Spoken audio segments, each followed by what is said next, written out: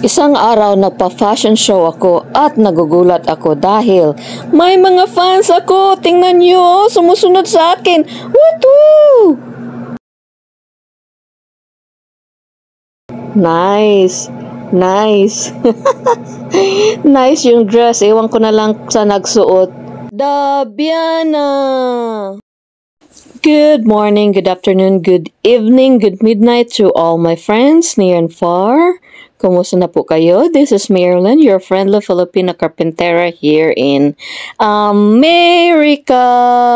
Guys, nandyan po ako sa clip na ito. Nandyan ako sa aming Reno. Nagsasign ng contract.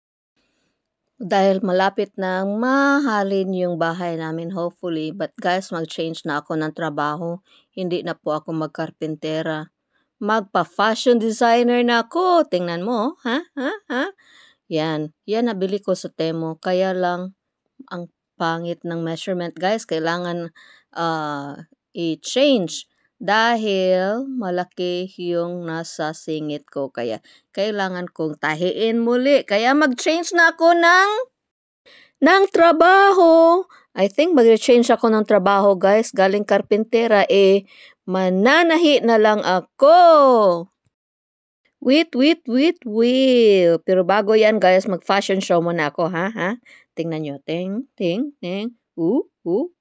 Ha? So, yan ang plano, guys. Puputulin ko yung kamay ko. Joke. Kasi mataas yung sleeves niya, kaya puputulin ko yung sleeves, hindi po yung kamay ko.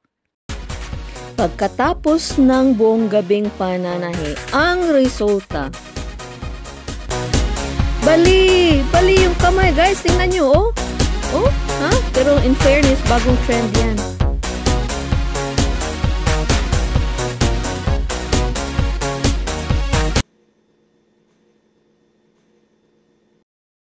Palpak, yung dapat nasa singit, nalagay ko sa abaga. Yung dapat nasa abaga, nalagay ko sa singit. Ano ba yan?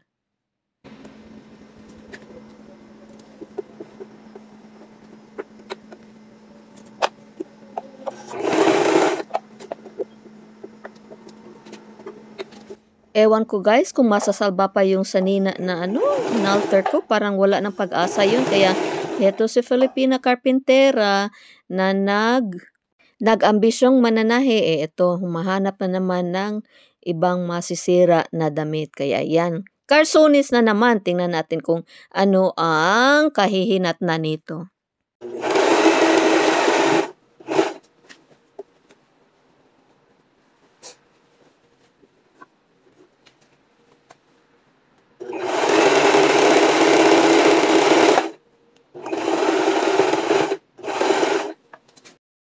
O yan, para professional namang tingnan, gagamit din tayo ng measuring tape. Para parang correct ba na talagang fashion designer talaga.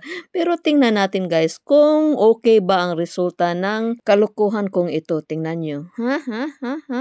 Mamamanday na lang siguro ako balik. Ewan ko lang. Tingnan natin kung papasaba ko dito. Ito na, guys, palpak. Natahi ko yung sa ilalim na. Napil ko na tahi sa ilalim. Palpak number 1. In fairness, guys, hindi ako nagtahi niyan. Original yan na pagkatahi ng Temo. Tingnan nyo naman, yung pundiyo, paano ba nila ginawa yan? Parang hindi ko ma-imagine, hindi ko ma-drawing kung ano talaga ang plano ng sastre nila. Napaka-complicated, guys.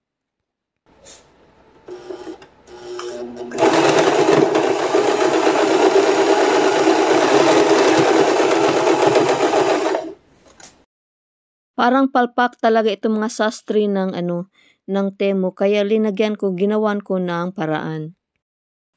Welcome to the reveal of Marilyn's fashion. Ano ba naman yan? Guys, mag-comment nga kayo. Ang ganda ng pagkaano ko, Maganda ng pagka-alter ko. Sa lubot, guys, tingnan nyo. Halos hindi na ako makalakad. Palpak. So, ayun na. Binalikan ko na naman yung sanina ko na napalpak kanina. So, tingnan natin. Tingnan natin kung palpak pa rin ba. Hindi ako nakahanap ng gunting guys, kaya yan, paraan lang yan, di ba? Well, I wasn't sure what to do because, here I am. I'm maybe 20 minutes I drove, and so I was sitting there. I have another hour and a half to get home. So do I drive home and then maybe have to drive back later and get them?